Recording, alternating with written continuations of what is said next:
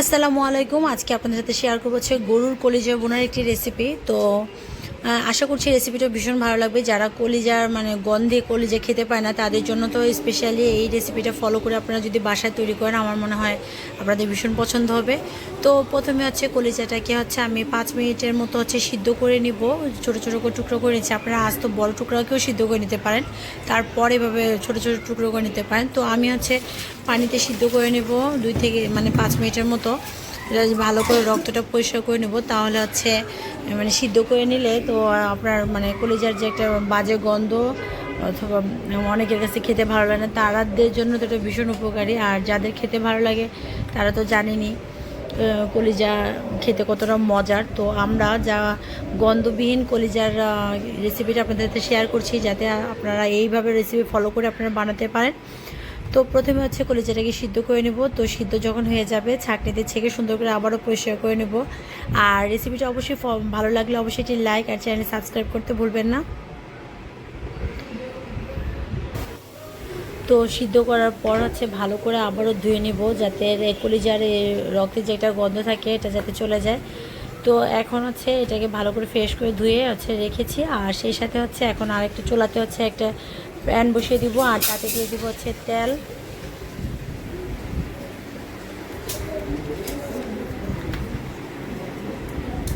তো আমি এখানে দিয়ে দেবো 1/3 কাপ রান্নার তেল। আপনারা যে তেলটা ইউজ করেন সেই তেল দিয়েই করতে পারেন, কোনো সমস্যা নেই।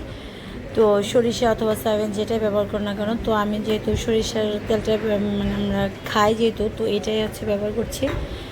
তো এটা দিয়েও কিন্তু ফ্লেভারটা ভীষণ ভালো আসে। তো তারপর দিয়ে দিব যখন এটা হয়ে যাবে দিয়ে দিব জিরা ফোড়ন। আমি এখানে 1 কেজি সম পরিমাণ কলিজা নিয়েছি, আর তাতে দিয়ে দেবো জিরা 1 চা চামচের মতো। তেলটা যখন গরম হয়ে আসবে আর কি,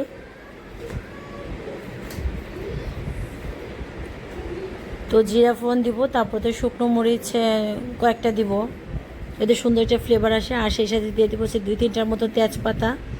তো এখন দারচিনি, এলাচ, লবঙ্গ, গোলমরিচ সবগুলো এরকম 3-4টা করে এভাবে সবগুলোই দিয়ে দিব একে একে, সবগুলো গরম মশলা অ্যাড করে দিবেন, তাহলে কিন্তু ফ্লেভারটা ভীষণ ভালো আসে। তো আমি দিয়ে দিব গোলমরিচ, আস্তে আস্তে সবগুলো ব্যবহার করেছি। তো এখন এলাচও দিয়ে দিলাম। তো দেওয়ার পর এটাকে ভালো করে সুন্দর করে সুন্দর একটা ফ্লেভার না আসা পর্যন্ত এটাকে একটু চুলাটা রেখে দিব। তারপরও দিয়ে দিব শুকনো মরিচ। তো শুকনো মরিচের কিন্তু আলাদা একটা ফ্লেভার আসে, আর এইভাবে যদি রান্না করেন খেতে কিন্তু ভীষণ মজাদার লাগে। আপনারা যারা কলিজা এরকম সিদ্ধ না করে রান্না করেন তারাও কিন্তু এভাবে করতে পারেন। তো তারপর দিয়ে দিব 1 কাপের মতো আমি পেঁয়াজ কুচি করে কেটে নিয়েছি। তো কলিজা বোনাটা এভাবে করলে কিন্তু ভীষণ মজার হয়। তো আশা করছি যাদের কলিজা বোনা পছন্দ না, এরপর থেকে এভাবে রান্নাটা করলে তাদের কাছে ভীষণ ভালো লাগবে। তো পেঁয়াজটাকে আমি এখন বাদামি কালার করে ভেজে নেব। যতক্ষণ অবধি এটা বাদামি কালার না আসবে ততক্ষণ অবধি এটাকে ভাজতে থাকবেন। তারপর আমি দিয়ে দেবো এতে লবণ পরিমাণ মতো। তো এটা যার যার মতো, আমি 1.5 চা চামচের মতো লেগেছিল। আমি এখানে আর আলু ইউজ করব না। আপনারা কিন্তু চাইলে ছোটো ছোটো করে আলুর টুকরো এবার কলিজার মতো পিস পিস করে দিতে পারেন। আমি আর আলু ইউজ করব না, আজকে শুধু কলিজা ভুনাই করব পেঁয়াজ দিয়ে আর কি। এই জন্য পেঁয়াজের পরিমাণটা একটু বাড়িয়ে দিয়েছি। আর আপনারা যদি আলু দেন তো এখানে 1 কাপের জায়গায় 1/2 কাপ পেঁয়াজ কুচি দিয়ে তারপর আলু দিতে পারেন, তাহলে কিন্তু টেস্টটাও ভীষণ ভালো আসে। ওটার একরকম টেস্ট আর এটার ভুনাটার আরেক রকম টেস্ট। তো এভাবে ভালো করে পেঁয়াজের কুচিটাকে ভেজে নেব যতক্ষণ অবধি ব্রাউন কালার না আসে। তো যখন কালার আসবে তারপর দিয়ে দিব অল্প একটু পানি দিয়ে দিব, নয়তো বাবা পুড়ে যাবে, দিয়ে অবশ্যই খেয়াল রাখতে হবে। তো এখন অল্প একটু পানি দিয়ে দিলাম, আর এখন দিয়ে দিব কলিজা। তো আমি আদা রসুন পেস্টটা প্রথমে দিতে ভুলে গেছিলাম, এর জন্য যখন কলিজাটা দিয়েছি তখন দিয়েছি। তো এখন দিয়ে দিব 1 চা চামচ হলুদের গুঁড়া, 1 চা চামচ ধনিয়ার গুঁড়া, তারপর 1 চা চামচ ভাজা জিরার গুঁড়া, তারপর 1.5 চামচের মতো চা চামচের মতো মরিচের গুঁড়ো অ্যাড করেছি। যেহেতু আমার সাথে বাচ্চারাও খাবে এই জন্য এই পরিমাণটা দিয়েছি। আপনারা যদি ঝালটা একটু খেতে বেশি চান তো 2 চা চামচের মতো দিবেন, তাহলেই হয়ে যাবে ব্যাস।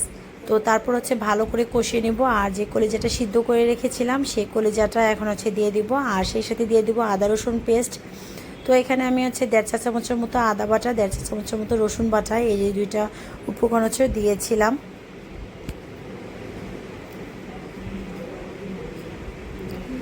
তো তারপরেও হচ্ছে এখন হচ্ছে ভালো করে এবার কষিয়ে নিব যাতে সুন্দর একটা ফ্লেভার বের হয় আদা রসুনের একটা।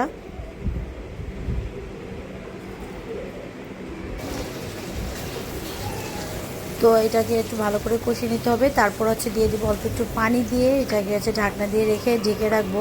মানে কলিজা তো বেশিক্ষণ হচ্ছে রান্না করার প্রয়োজন নেই, তাহলে আবার শক্ত হয়ে যায়। তো এই জন্য হচ্ছে কলিজাতে বেশি পানি দেওয়ার দরকার নেই। তো আমি হাফ কাপের মতো পানি দিয়ে এটাকে ঢাকনা দিয়ে রেখে সিদ্ধ করে নিয়েছি। তো এখন দিয়ে দিব হচ্ছে মানে লাস্ট পর্যায়ের দিকে দিয়ে দিব হচ্ছে কয়েকটা রসুনের আস্ত কোয়া। তো এটা দিলে কিন্তু ফ্লেভারটা আরও দারুণ আসে। আর সেই সাথে যখন রসুনটা ভালো করে সিদ্ধ হয়ে যাবে তারপর দিয়ে দিব হচ্ছে কাঁচামরিচ। আর হচ্ছে আপনারা চাইলে গরম মশলা অ্যাড করতে পারেন, তাহলে কিন্তু ভীষণ একটি মানে টেস্ট আসে আলাদা একটি।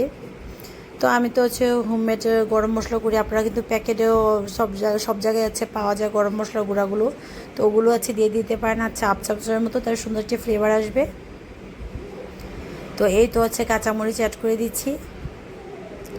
লাস্ট পর্যায়ে নামানোর আগে হচ্ছে অ্যাড করলে কাঁচামরিচের কালারটা সুন্দর থাকে আর দেখতেও কিন্তু খুব চমৎকার লাগে।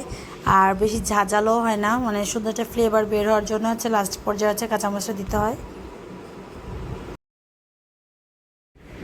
আর এই পর্যায়ে দিয়ে দেবো হচ্ছে 1/4 চা চামচের মতো হচ্ছে আমি পাঁচ ফোড়নের গুঁড়া যেটা আছে, মানে পাঁচ ফোড়নের গুঁড়া সেটা হচ্ছে অ্যাড করে দিব।